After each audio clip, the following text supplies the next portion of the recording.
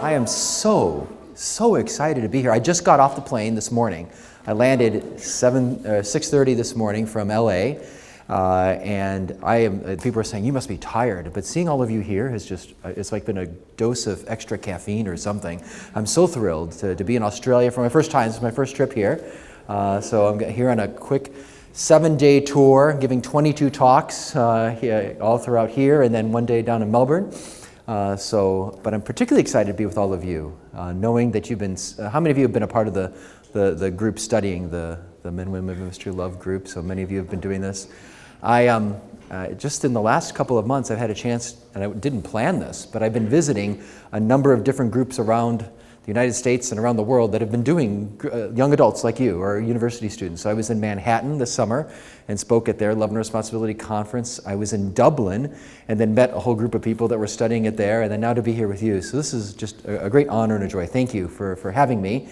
I want to start off delving into the topic we're looking at tonight from John Paul II's Love and Responsibility. We're going to focus a lot on the interaction between men and women, the role of the emotions and attraction and all, but I want to contextualize it all. And I'm going to share with you a story I often use to kind of help us to appreciate the gift that John Paul II gave us in Love and Responsibility. And the story, it goes back to the first year of my marriage. So my wife and I had been married a year, and we went and spent the summer in Colorado with the mountains, where we were doing training for the young focused missionaries, the young people that go off and do missionary work on college campuses around the United States.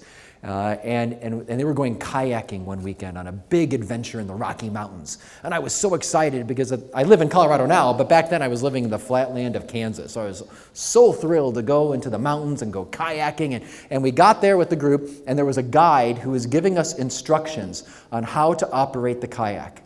And he taught us many lessons that day, most of which I forgot. But there's one lesson I will never forget, and that is this. He said, if you happen to fall out of your kayak, don't try to stand up in the river. The river's very shallow. You'll think you can just stand up, but it's also so powerful, it'll knock you down. And then he went on and continued giving many other instructions, and then we got into the boats, we put our life jackets on, we got our oars, and we set off on the river. And for about the first 5 or 7 minutes, it was calm, peaceful waters. We were just sailing down, and it was beautiful. We're taking in the snow-capped mountains in the Colorado Rockies, and it was just spectacular. But we knew eventually we were going to be tested. We knew eventually we were going to hit our first whitewater rapids, and sure enough, I heard the roar of those rapids coming.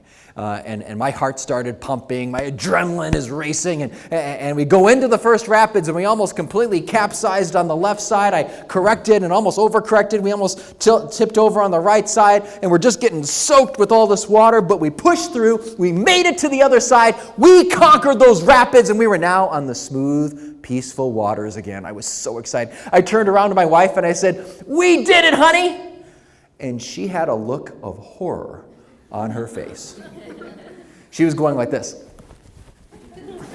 Because as I turned around to celebrate prematurely, the kayak turned sideways as well, and we were now going sideways down the river. And the momentum carried us, so we did a 180. We were now going backwards down the Arkansas River. I eventually got us to do a 360 and get straight up again, but it was too late. It was too late. You see, there had been a tree that had fallen halfway over the river, and everybody else in our group followed our guide around that tree, but we were headed straight for it. And do you know what happens if your kayak goes up against a log in a big, powerful river? Immediately the river just sucks that kayak underneath that log and sweeps it away, and it wanted to take Beth and I with it. And so we are hanging on for dear life, and I could feel the river just pulling me, wanting to take me under, and I just don't want to let go because I couldn't see what was on the other side of this log. I didn't know if there's like a bunch of rocks, is there a waterfall, is there a beaver dam on the other side? I have no idea. Am I going to die if I let go of this thing? So I look at my wife and I say, "It's been a good first year of marriage. Love you, honey."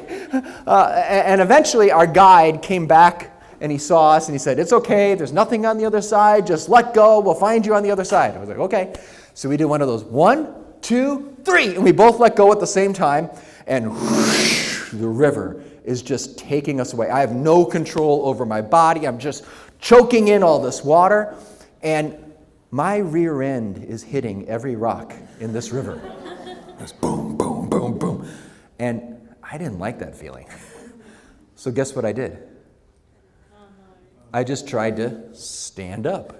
And bam, the river knocks me down, and I'm choking in more water, and just in a panic, I stand up a second time. Bam, it knocks me down. And I stand up a third time. Boom, it knocks me down again. And I'm choking in, and I realize, don't try to stand up in the river. I remembered the lesson. So finally, I just grabbed my life jacket. I got up above the water, took in some much-needed H2O. I made it off to the side, and then I went and found my wife alive a half mile downstream, and we've not been kayaking since. But if you've ever had that experience of being in a river, you ever been in a powerful river, you think, oh, it's just a river, I can just cross it, this will be easy, and then you get into it, whoa, this is hard, because the current is so powerful, it's just pushing you in a certain direction. You don't necessarily want to go that direction, but it's just pushing you. It's hard to stand up against the current of a powerful river. And it's hard to stand up against the current of our culture, isn't it? You know, our culture has a certain way of looking at the world, looking at life, especially looking at men and women relationships. This is what it means to fall in love. This is what sexuality is about. This is what marriage is all about. And the culture just has a way of looking at these things, and it's just pushing all of us in this direction. And we're kind of like, I think there might be a better way, but it's just hard because all the music we listen to, the shows we watch, and the images we have in our head of what love looks like and what marriage looks like, what sex is all about, is just this pushing us in this direction. And as Catholics, as Christians, as people who believe in God, we're like, I got to be careful because if I don't really form myself well, I'm going to go down that river.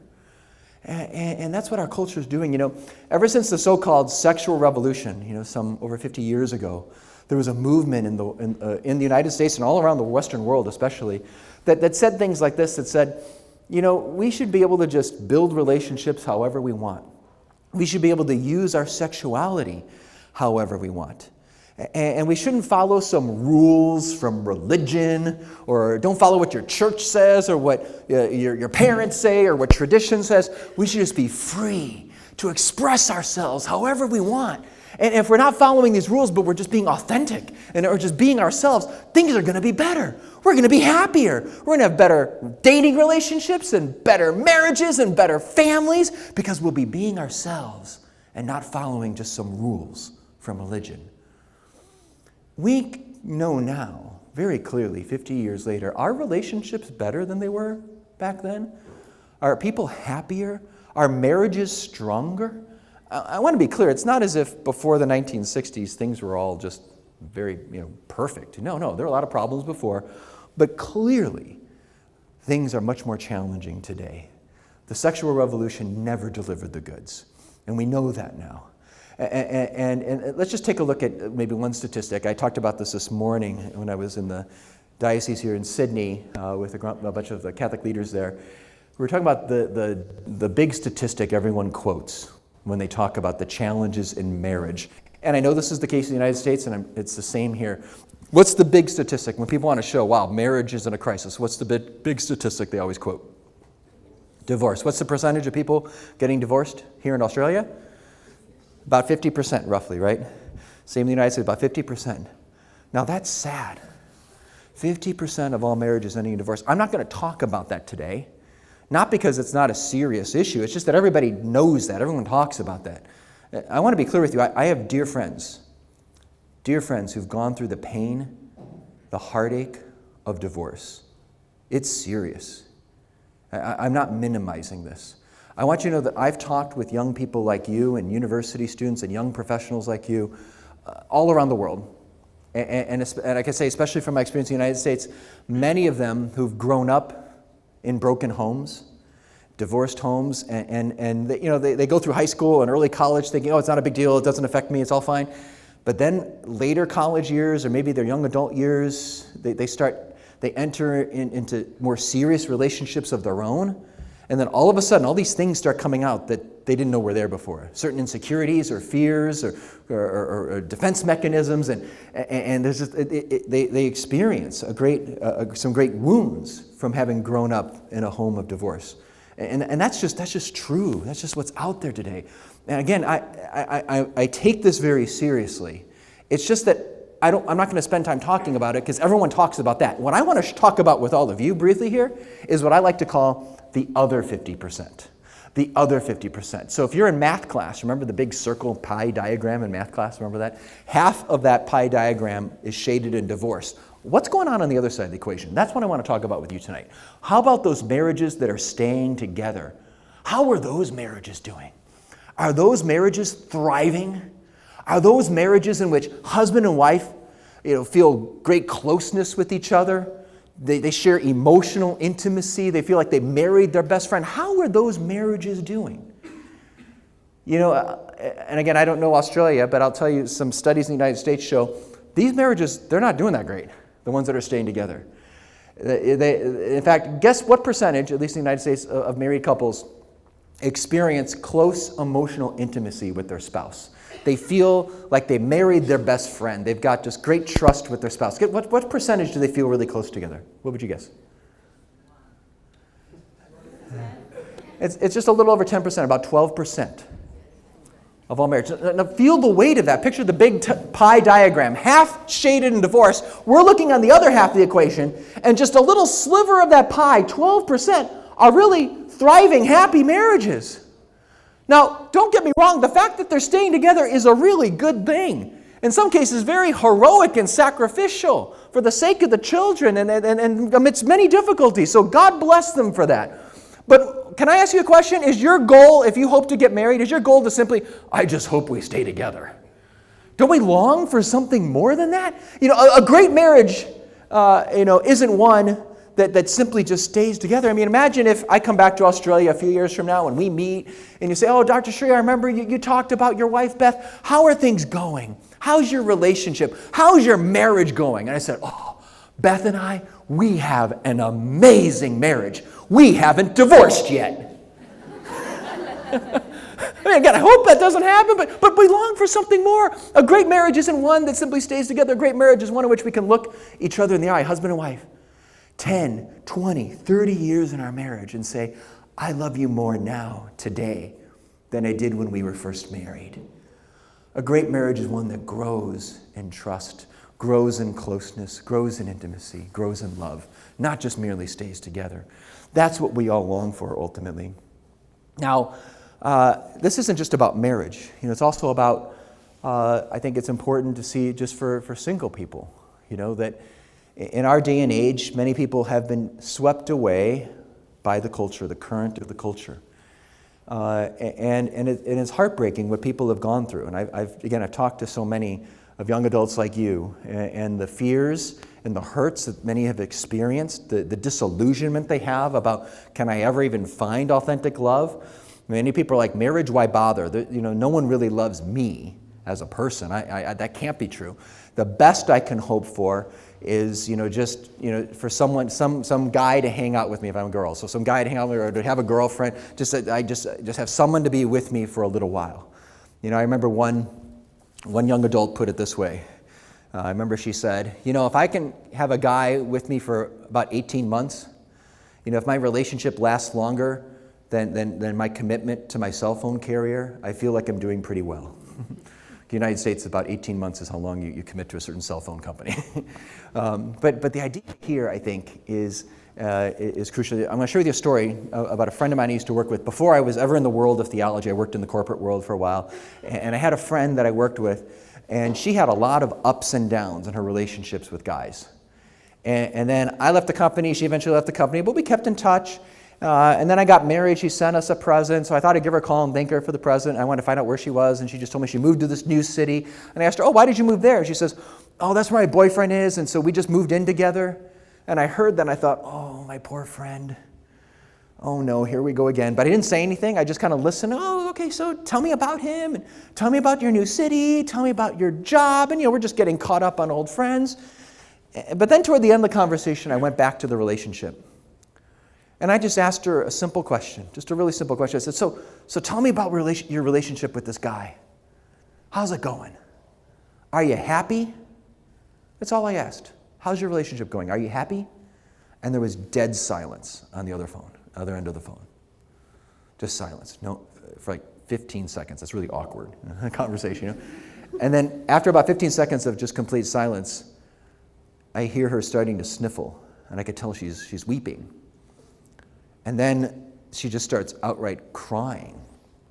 And she just says, I've been living with him for 6 weeks, Ted, and I already know he's not the one. And she's just bawling and saying, I know he's just in it for himself. I know he's just using me. And she's just bawling. And she just keeps repeating over and over again, Ted, why does this keep happening to me? Why does this keep happening to me? Why does this keep happening to me? My friends, what I'm going to share with you tonight from St. John Paul II, these beautiful insights, this wisdom he offers about relationships. He saw the problems in the modern world with the sexual revolution on the horizon. And he said there's another way of looking at life. We don't have to follow this current. There's another way of looking at love, another way of looking at sexuality, another way of looking at relationships, and one that's going to give you great happiness and joy and peace, one that's going to fulfill the deepest longings on your heart, that you can be loved for who you are and not just what you do for someone. You can be known as you are and experience a lasting love, that actually is possible if you follow God's plan and not what the current of the secular culture is telling you. What we're going to be sharing here is not just some abstract philosophy, it's very practical for daily life. And he wrote this so that young people like you don't have to keep saying, why does this keep happening to me? All right, so before I delve into the topic itself, can I just get a show of hands here? How many people here are married? Anyone married? Okay, got a couple married people here. How many people in marriage prep? Anybody in marriage prep? Okay. Nobody in marriage prep right now? How many people hope to be married someday? Like you think, I think I'd like to be married someday. Okay, so those of you, can I ask a question? Why didn't you raise your hand when I asked, are you in marriage prep? Because I want you to know right now, you are in marriage prep. You are preparing for your future marriage right now. You might not be engaged. You might not have a wedding date. You might not even be dating anyone right now. But the way you interact with your friends, the way you approach relationships with the opposite sex, the way you live dating relationships now is forming habits of relationship. You are forming habits that you are going to bring into your future marriage. You could be thinking, well, it's university years or it's just my young adult years. I can just do whatever I want. And then, when I get married someday, I'll get it all together. No! Because when you go on your wedding day, just because you get a nice dress, a nice suit, and you say some prayer, it doesn't mean all of a sudden, bam, you become Mr. or Mrs. Christian spouse and you're going to live authentic love. No, you're taking in all of those habits for better or for worse. So what we're going to talk about now is immediately applicable for your friendships and dating relationships, but it's also immediately applicable for that future spouse that God has planned for you. So right now you're making choices that are going to make it easier for you to be a better wife, a better husband, a better mother, a better father. The choices you're making right now are shaping you. They make a difference. So are you ready to jump in? Can we say a quick Hail Mary before we do that? Is that okay? I always like to call on Our Lady. In the name of the Father, and the Son, and the Holy Spirit, amen. Hail Mary, full of grace, the Lord is with thee. Blessed art thou among women, and blessed is the fruit of thy womb, Jesus. Holy Mary, Mother of God, pray for us sinners, now and at the hour of our death. Amen. In the name of the Father, and the Son, and the Holy Spirit. Amen. Okay, really quick, I want to just do a couple fundamental things, really basic. This is just like 101 level of some points that John Paul II makes in his great work, Love and Responsibility. By the way, he wrote this work when he was a chaplain, a young chaplain, working with university students like yourselves. He did this in Krakow, and he spent tons of time with them. He didn't just teach them in a classroom and give homilies from a pulpit. He shared meals with them. He sang with them. He went on camping trips and kayaking. He had better luck kayaking, I'm sure, than I did. But he invested his life in them. And he heard all of their individual stories. This wasn't just an abstract philosophy. He heard of the challenges they were facing. And he wanted to help them. That's what this book was all about. It was for people like you. And I'm going to share with you just two really quick basic things here. One is something he calls the personalist principle. It's just basically a foundational point of how we should live ethically, and that is that we should never treat someone merely as a means to our own end. I should never treat another human person merely as a means to my own end. Why? Because every human person has their own mind, their own intellect, where they can reason for themselves and come to know things for themselves, and then they have a free will, the power of self-determination. They can choose for themselves. They can think for themselves and choose for themselves. So when I use someone as an object, as a means from my own end, I'm really just violating the dignity that they have as a human person. So that's one basic thing. I think it's basically we shouldn't use people. And I think we all kind of can go, yeah, okay, I don't like being used. I guess that makes sense. But here's the challenge, the second point, is that we live in an era that emphasizes using people. It's a view of life called utilitarianism. Now, there's nothing wrong with thinking about the usefulness of things, right? This is how many people just live, day to day. You look outside and you see, okay, it's a sunny day, so I'm just going to go dress like nice and warm. Or it's a really cold day. I live in Denver, Colorado, where we get blizzards in the winter, lots of snow. I can make a judgment. It would be useful for me to wear a winter jacket. So that we make decisions like that all the time. Where a businessman makes a decision. This is a good company to invest in, or I don't want to put my money over here. So we're looking at what's going to give me the greater return. What's going to be a better benefit for me? What's going to be a better advantage for me? We make decisions like this all the time, and that's fine. The only challenge is when I come and I take that same principle and I apply it to other persons, to people in my life. And I start looking at people more in terms of what do I get out of them? Do I get fun times from them? Do I get pleasure from them? Do I get a certain benefit from them, a certain advantage from them? What do they do for me? And that spirit has entered the hearts of modern men and women, even modern men and Christians like you and I. That we say we love Jesus and we should live for other people, and we know that up here, but day to day we make choices that are more about what do I get out of other people. Yeah. And I use this example for those of you that read it in the early part of the book, and I know this is the case in the U.S., and I've asked people in Europe, and I bet it's the same thing here. Can I just ask on this campus or whatever campus you may be at, if it's a Tuesday and a friend of yours comes up to you and says, hey, there's a great movie coming out this weekend on Friday night. Do you want to go see the movie? And you know that you're free on Friday night, and this is the kind of movie you would like to see, and this is a friend of yours. How many of you on Tuesday would say, oh, yes, I'll commit my Friday, let's go? Oh, you guys are very virtuous. What do you think a lot of people do? They say maybe. And a lot of you would do that. Why would you say maybe? Why don't you just say yes? You're free, and it's a movie you like, and you like this person. Why don't you say yes? What's that? Something better. Well, because something better might come up, right? There might be some other opportunity. There might be, a more fun thing that might come up between now and Friday, or maybe there'll be a different group of people I can hang out with that might be more exciting for me than this particular friend, or maybe that girl I'm really interested in will be free Friday night, so I better keep that slot open. There's many reasons why, but so I don't commit yet. I just say maybe. But let me come back to that. If I'm not willing to commit, why don't I just tell my friend, hey, thanks so much. Thanks for the invitation, but I think I might end up doing something else. Why don't I just tell my friend no? Kindly, smile, thank you, maybe another time. Why don't I just say no? Because I want to keep my options open, right?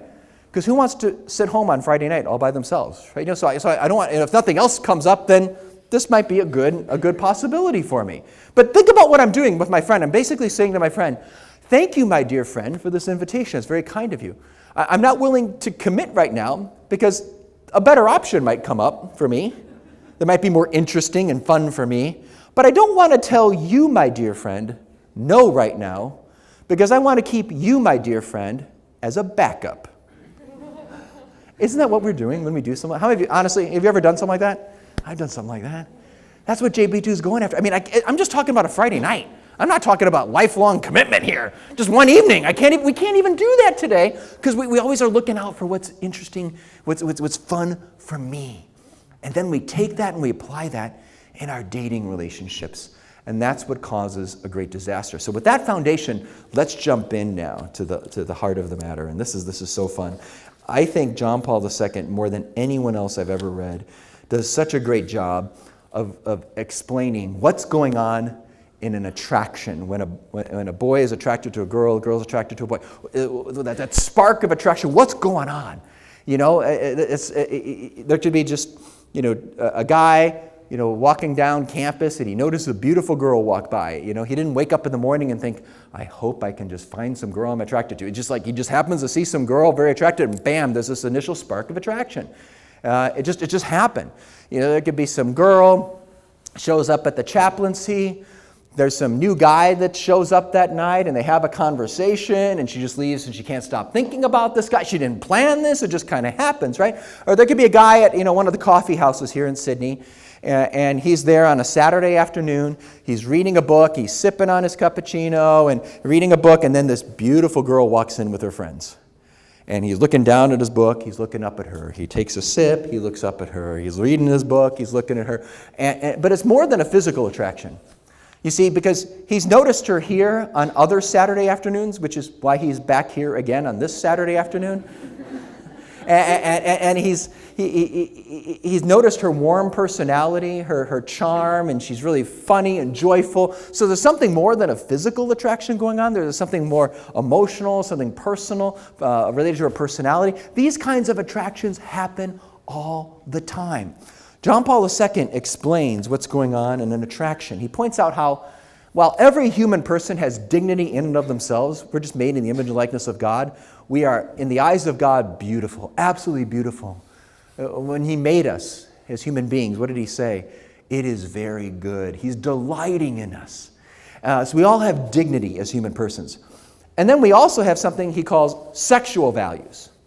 So we have these parts of us that are attractive to the opposite sex. And there's two things that he talks about here. He talks about how there's the physical features that we all have, so our bodily good looks. And so there's a physical attraction we have to each other, but there's also something more than that. So he calls this a sentimental or an emotional attraction. That we're attracted to not just the body, but our emotions are attracted to what he calls the psychological qualities of the opposite sex. So I want to be really clear on this. So you with me? There's a physical attraction to the body, to the physical features, but there's also an emotional attraction to the psychological qualities. So it's more than something physical. And what does he mean by these psychological qualities? He says, he doesn't really get into this, but he basically says that we're attracted to the masculinity or the femininity of the opposite sex. Now, everyone always asks me, well, what does he mean by masculinity? What does he mean by femininity? And I wish he gave more definition, but back in 1950s Poland, there wasn't as much questions about these things. And so he just all he did was just give one-word descriptions. You ready? I'm going to share it with you. It's not that much, but here for what it's worth. He says, a woman is attracted to the man's masculinity. And then he puts in parentheses and quotation marks, one word. Charm. Or not charm, sorry. No. The woman's attracted to the man's masculinity. And he says decisiveness. And then he says, then the man is attracted to the woman's femininity. And he puts in parentheses the word charm. That's all he says. I wish he said a lot more. I like to explain it just simply that there's the mystery of the opposite sex. There's a mystery of the masculinity, the femininity, the otherness of the opposite sex. Whether it's, the man, he says the man's strength or decisiveness or chivalry or the woman's charm, her warmth, her warm personality, those kinds of things. But there's something more than physical going on. And these attractions aren't bad. God made us this way. We're wired this way. We're made to be attracted ultimately, not just to those qualities, but to the person who possesses those qualities. To the person who possesses those qualities. You see, so God gave us these qualities, the physical features and the femininity, masculinity, to make us attractive so the opposite sex would be drawn toward us, but we're not just meant to focus on those qualities, the physical features and the femininity, masculinity. We're meant to focus on the person who has those qualities. And so maybe a way of looking at it is this. John Paul II says, these qualities don't exist in the abstract. They don't exist in the abstract. They only exist in concrete, real persons. It's like this, so there's no man that wakes up and says, I need blonde. I'm so attracted to blonde. I've got to go find some blondness out there. No, he may be attracted to a particular woman who has blonde hair. But he's drawn ultimately not to the quality, but to the person to the woman. The same thing, there's no woman that wakes up on a Thursday afternoon or a Thursday morning and says, I need masculinity. I long for masculinity. I need some masculinity. No. She may be very attractive to a particular man that possesses these masculine qualities, but she's not attracted to masculinity in the abstract. The problem comes when we focus on these qualities. We focus on the qualities and the rush of emotions or the pleasure we get from them. And we're not so focused on the person, we're just focused on what their qualities do for us. They give me pleasure. I enjoy thinking about them or looking at them. And I love this romantic feeling I get inside me. But that's not the focus of love. It's more what I get out of this other person. You see, despite what the world says, we're greater than the animals. In the animals, they have sexual instinct. Human persons have something different going on. Instinct is just a reflex mode of action. It's like, do you remember when you used to go to the doctor and they had that little triangle, rubber thing, they make your leg pop out like that, you know what I'm talking about? That's just, like, you don't have to think about it, it just kind of happens. That's what goes on in the animal world. In their sexual sphere, it's not like they're thinking about it. They're not like, okay, I'm going to go do a novena and discern which cat I'm going to sleep with tonight. No, that's not what they do, right? If there was a dog that was here on campus that had not eaten for days, and we brought the dog into this room and there was a big juicy steak in front of the room, what's that dog going to do? Is that dog going to run up and go, oh, I'll let the lady dogs go first? Or is that dog going to go, oh, wait, it's a Friday in Lent? No, the dog's just going to devour the steak, right? Same thing if there's some female cat in heat in the neighborhood here. Is that female cat going to go around and again discern and figure out, which cat, and interview the ones, and then all of a sudden, I choose you to be with you, Mr. Cat, in good times or in bad, in sickness? No, the cat just acts. We as persons, however, as human persons, we're given our own mind, remember? To think for ourselves, our own free will. We may have all these powerful emotions and passions and attractions going on, but we're capable of rising above them, of lifting those to lead to authentic love. The challenge in our day and age, the way we view love. This is so important. I talked about this morning. I share this with all of you. We use the word love so loosely, don't we? We say things like, I love coffee, I love steak, I love ice cream, I love Australian rules football, I love rugby, I love all these things, right? But imagine if I just say, I love coffee, I love steak, I love Australian rules football, and I love you too, my wife, Beth. Like, what does that really mean? I think when our culture talks about love, what we mean is, you do something for me. That's what I mean when I can say, I love coffee. I love getting up, making an espresso. I love the sound of the espresso coming down, the smell of the espresso. I love the taste of the espresso. I love how it wakes me up in the morning. I love coffee. It does something for me. I love a great steak. You ever eat a good steak? Oh, I love a great steak. Especially, medium rare, nice and juicy, lots of flavor in it. Oh, it does something for me. It satisfies my appetite, my craving, my hunger, my taste buds. Oh, it does something for me. But here's the thing, my friends. Once I'm done with that coffee, once I'm done with that steak, the love affair is over and I move on to the next thing. And I'm looking for the next thing that's going to do something for me. And when we take this same attitude and we apply it to a boyfriend or a girlfriend, to a husband or a wife, that's a recipe for disaster. Because love is not so inward looking. When I say a young person falls in love with someone, they say, I love you. What they really mean many times is, you do something for me. You make me feel so good. You give me this powerful rush of emotions. You give me this great sexual pleasure. You make me feel not alone anymore. I'm not alone. I have a companion in life. You do something for me. Real love is not so self-centered. Real love is more outward looking. Here's the definition of love from the Catechism. It's very simple. It's an ancient traditional view of love. It's to will the good of another, to seek what's best for someone else. I seek what's best for this other person. It's not about what you do for me. It's wonderful that I have these feelings and all this, but that's not what love is. Real love is outward looking. It's seeking what's best for the other person. Can I share with you a fun story? I shared this morning too. Is that, and I think about, young people, like, how many of you have heard of theology of the body? Most of you have heard about theology. Many of you have studied it. I meet young people around the world. Like, we didn't have this. Charbel and I, we did not have this when we were growing up. This is an incredible blessing for the church. And you meet many young people that are like, I'm gonna follow theology of the body, and we're gonna do serious Catholic, relationship. We're not gonna do any dating. We're gonna court. We're very serious, And their view, but they can kind of get swept away in the culture and have this very hyper-sentimental view of love. You know what I mean? And their view of love can be kind of like this, that they'll just think, well, when we fall in love, it'll be wonderful. We'll get married, and every night of our marriage, we'll sit together at night after dinner around a fire. And we'll hold hands, and we'll sip some good red wine together every night, and we'll look each other in the eye, and we'll gaze with great love into each other's eyes, and we'll whisper quotes from theology of the body to each other. Now, I asked, there are a couple people here that said you're married. Who said they're married folks here? Is that what your married life looks like? Is that your daily married life? Do you just stare in each other's eyes like this?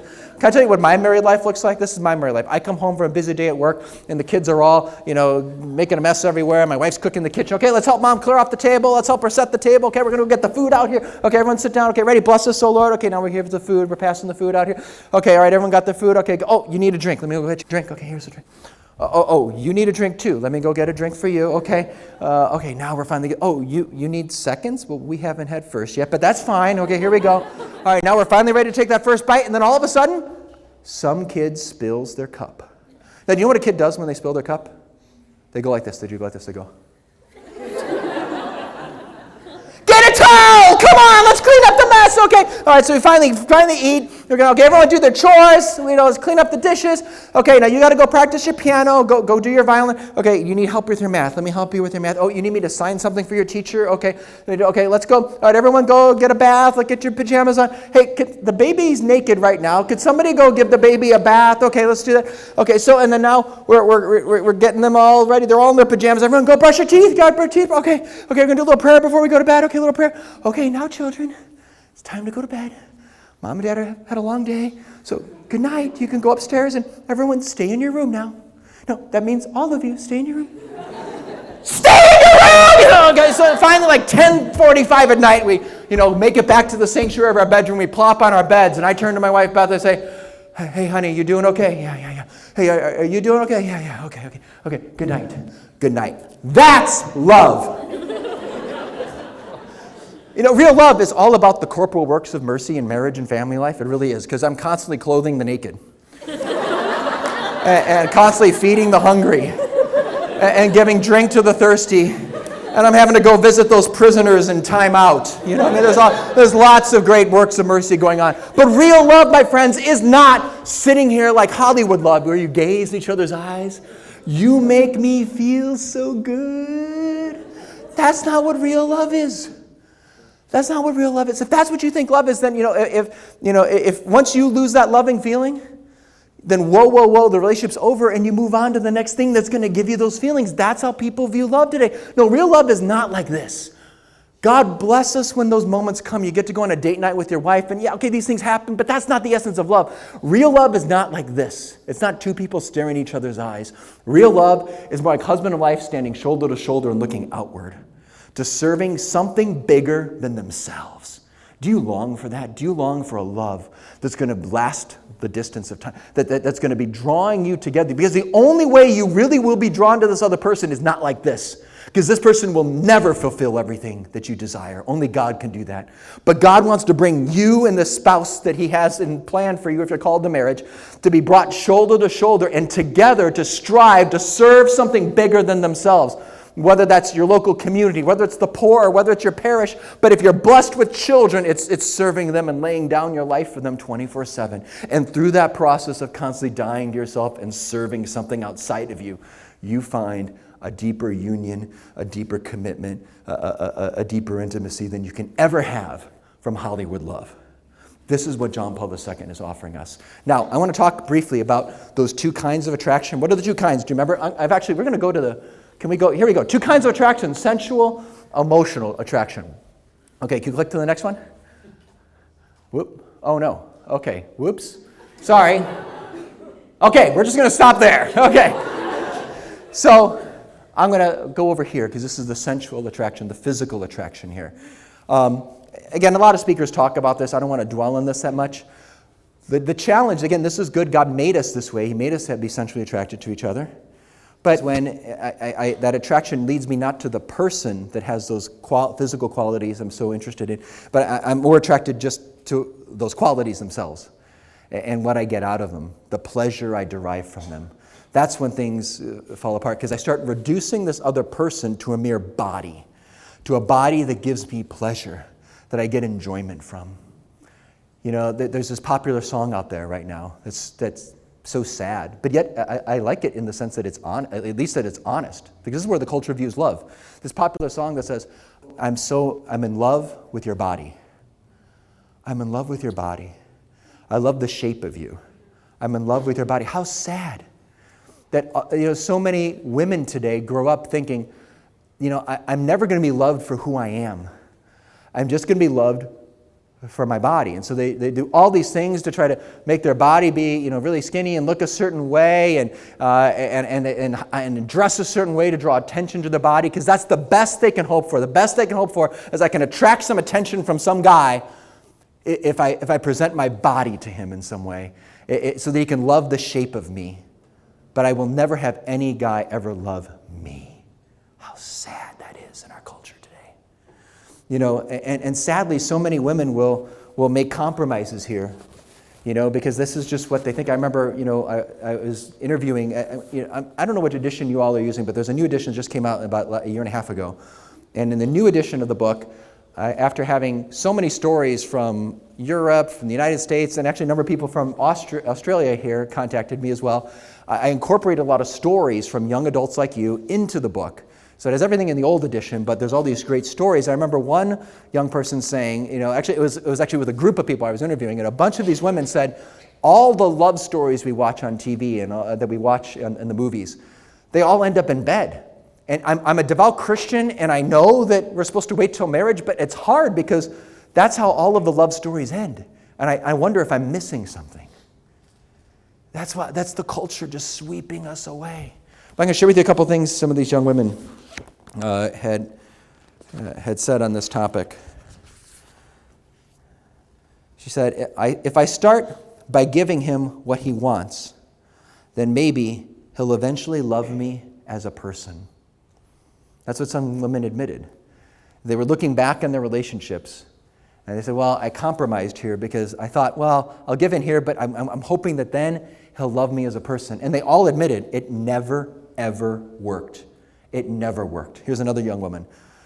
I knew he was just using me, and I let him. I thought that if I were to go along with this for a while, then he would eventually change and come to love me. But once again, this is just another form of I allow myself to be used because I want to draw you to love me, but that never works. So these are some of the challenges we face in the realm of sexuality. But I want to spend more time on what the chapter that you're focusing on. And this is all the context to appreciate this chapter on the emotions, on sentimentality here. The role of the emotions here. So once again, emotions aren't bad. God gives us those emotions so we can be drawn toward another person. But here's the challenge, is that today, he says, John Paul II says, love is often reduced to feelings. It's reduced to feelings. And feelings aren't bad, but he says they're blind. Now, what does he mean by that? Again, feelings aren't bad. I mean, the ideal relationship isn't, hi, honey, I love you. I will never leave you. I would die for you. But I have no feelings for you. Now, that's not the ideal relationship, right? Because the emotions kind of draw us into each other's interior orbit. We understand what's going on with this other person. I feel this other person knows what's going on inside of me. I don't feel so alone. So those are wonderful things, but that's not the essence of love. John Paul II says feelings are blind. We should not use feelings as the thermometer to gauge, is this really authentic love? Do I really love this person? Does this person really love me? Are we compatible? Is this going to be a good marriage? I should not use feelings as my guide. And here's why. Think about it. God gave us different powers of the soul. He gave us a mind to think. He gave us a will to choose. And then he gave us our feelings, our emotions, and our passions. So we can pursue the good and the true and the beautiful with all the intensity of our passions, with great passion. That's the idea here. But which power of the soul, the mind, the will, or our feelings, which power of the soul has the job given by God to discern what is true? Is it my mind? Is it my will? Or is it my feelings? What power of the soul did God give me to figure out what is true? The mind, right? When you go to math class and the teacher says 2 plus 2 equals, are you using your mind, your will, or your feelings to answer that question? Using your mind, right? 2 plus 2 equals, okay, 2. My little 3-year-old just did this. 1, 2. 4, Dada. Yeah, way to go. Basic math, okay? Right, but what if you're in math class, what if you're here at the university and somebody raises their hand, excuse me, professor, for me, 2 plus 2 feels like 5. It just feels that way. You know, it's got the 2 straight lines, and then that curve, it just feels like 5.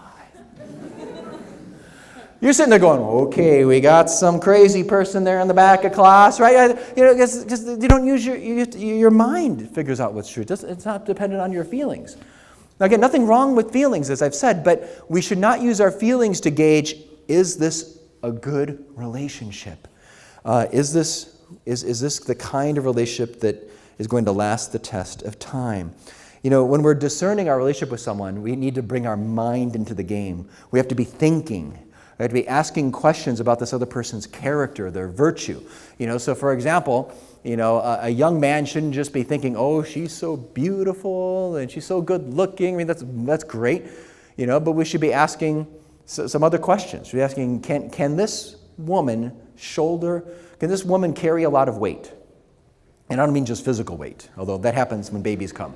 But I mean more like, can she shoulder a lot of responsibility in life? Can I picture this woman, you know, being the mother of my children and caring for there's a lot of responsibility that goes on. Can she do that? And same thing, some woman can just be, oh, he's so handsome, he's so fun to be with, that's wonderful. You know, but then ask, is this the kind of guy that just plays computer games all day long? He's just always playing computer games like this. Because if he's always entertaining himself, it means it's probably not easy for him to get out of himself and make sacrifices for others consistently, because he's always just about entertaining himself. These are questions we have to ask. These are questions where we use our minds. The challenge is our culture constantly, in all the movies we watch, the shows we watch, the YouTube videos, the music we listen to, it reduces love to, well, it's not up there anymore, to sensuality, to sex, or to the emotions and to the feelings. You know, think about all the love songs out there, even if they're not sexual. It's just all this, you know, all I need is you. It's like, no, you need a lot more than that. You need God too. Okay, or I can't live without you. Yeah, you've lived 22 years without this person. You can really live without them. You know, you really can't. You know, but we're just swept away by all of our emotions, you know, and we don't bring our mind to the matter of our relationships. I love to pick on different movies that have been out. I'm going to go back a while here, but I bet you've all seen this movie. You can admit it, even you guys. How many of you have seen the movie Titanic? Come on. How many of you have seen Titanic? Okay, most of you have seen Titanic. Okay, ladies, how many of you watch it more than once? More than twice? Okay. Do you know that there was studies done, this is true, that teenage girls went and watched that movie in the theaters multiple times. And then when it came out on the DVD in the following year, they watched it over and over and over again. And here's my theory. Do you know why do you think teenage girls watched Titanic over and over and over again? I think it's because of this. Teenage girls love movies about boats. Just kidding. Just kidding. No, it's because it just appeals to this hyper-sentimental, hyper-emotional view of love. Right? That's what the movie did. I want you to bring your mind to the movie with me. Ready? So most of you saw the movie, right? Just bring your mind now to the movie. And let's just be honest and recognize, first of all, are there some noble aspects of love? Yes, Jack died for Rose. He died for her. I mean, that total self-giving, wonderful moment right there, okay? But the rest of the movie, its vision of love, I would argue, is worse than the original disaster. In the Atlantic Ocean. And here's why. I mean, this is what it does. Okay, just ladies, can I just ask ladies? Okay, what? Bring your mind to the movie. How well did they know each other? How long did they know each other for? No, like 3 days. 3 days. And all these teenage girls are like, oh, it's so horrible that the ship wrecked. It would have been this love that would have lasted forever. And they knew each other for 3 days. Come on. And then even on those 3 days, how much time did they really get together? Remember, she's, Kate Winslet, is in the upper class, and he's down with the peasant class. They barely saw each other even on those 3 days. And yet, this is the perfect love. You're just swept away with your emotions here. But now, let me ask you another question. What did Jack do for a living? He was a painter. Okay, yeah, that's what you would tell your mom. Oh, I met some guy, he's a painter. But let's talk about what did he paint? Did he just, he painted, just like landscapes. What did he paint? Naked women. Naked women, right? Okay, so is that the kind of guy? Okay, so I think that's a big question, right? We have to ask. But here's the vision of love. Like, what if you had to pick one picture of what is love according to the movie Titanic? It's this. Remember this? Isn't that the picture of love? Right, and my wife read an article a few years after the movie came out. True story. That after the movie came out, cruise liners around the world had to put security guards in front of the ship. They did. Because all these girls would just beg their boyfriends, please take me on a cruise and just hold me like Jack held Rose. And then I'll know you really love me. We'll play Celine Dion in the background. It'll be really special. It's gonna, but that's so sad. That's where our culture is. We're so swept away. But what we want to do is bring our mind, to the movies and to our relationships. But why do we tend to do this? John Paul II says we tend to easily idealize other people.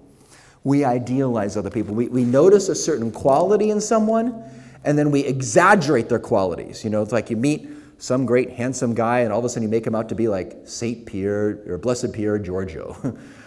Some really holy man. You can picture him with a pipe on top of a mountain, and wow, this guy's awesome. Or some girl meets some guy, and he's got, at one of the chaplaincy events, and he just started here. He's a new student on campus, and he's halfway good looking, and he's got 3.5 of your top 12 qualities you're looking for in that ideal mate, and you leave this event and the party. You had a 20-minute conversation with the guy, and you leave the party, and you're starting to think about, wow, I wonder what my wedding dress would look like. And you girls are laughing, but it's true. I'm not exaggerating, because you've told me. You told me this. Well, not you personally, but many women around the world told me that. And guys, by the way, the lesson from that, watch out. 20-minute conversation. Watch out. You don't know what you're doing. But those things kind of happen. I remember a guy I went to college with. Again, he had all these ups and downs with his girlfriends, and he'd fall in love, and this woman was perfect. This is the one. And then, 4 months later, they break up, and he's heartbroken. Then he meets someone else, and it was always the same thing. There was one line he used every time. And it was, oh no, here he goes again. He'd meet some girl, and then he'd start talking about, oh, she's really nice, and she's a lot of fun, and she's really athletic. She likes to run. That was really important to him. But then she's really caring about other people. But then here was the line. He goes, and you know what? You know what I really like about her? She reminds me of my mom. And I'm like, oh no, not the mom thing again. Here we go. And you could just tell he was always idealizing. Now, why do we tend to do this? Why do we tend to do this? John Paul II says it's because, we meet somebody, again, that has some qualities, some good qualities, and then we pile on all these other amazing qualities because we're longing to find Mr. Perfect or Mrs. Perfect. The one that's going to fulfill all of my desires, that's going to give me this great rush of emotions. And so, but when the person's really got like at this level, but I make them to be like this, am I really in love with the person when I'm doing that? No, I'm just in love with the ideal I created. But I love this creation not because I'm committed to the person. I'm committed to more what I get out of them. I get this rush of good feeling. Oh, this person's so wonderful. They're just so awesome. This is great. And I get this powerful rush of emotions from this. We have to be careful in being swept away with our emotions. I'm going to share with you a couple stories here. Here's one guy that admitted when he was looking back on his dating relationships when he was at university. And he said this: if I wrote on a sheet of paper the things my girlfriends actually said, how they acted, and what they believed, there's no way I would have continued dating them. In other words, he admitted that I just never, I kept seeing things or noticing things, but I kind of just I was so blurry-eyed, swept away by my emotions, that I just wasn't thinking. And so I just go, oh, well, they had a bad day, or oh, they're not as bad as other people, or well, they don't kill people, or whatever. So I just kind of like go along with this. But if I actually wrote down, this is what she said, this is what she does, this is what she believes, I'd look at that and go, I would never, if I was looking online for a partner, I would never pick that person. But when you're just in the relationship, your emotions just sweep you away. And we got to be careful. Here's a woman that said this about the guy she was dating when she was in university. I started seeing how my boyfriend treated his family and his roommate. Then I started noticing how he was treating me. I sensed there were problems, but I kept telling myself, oh, he's not that bad, and he's not always like that. But if I were on the outside of this relationship, and I saw my friend going through a relationship like that, I would do all I could to convince her to get out of it. But I gave my heart too much too fast, and I couldn't see what was really going on.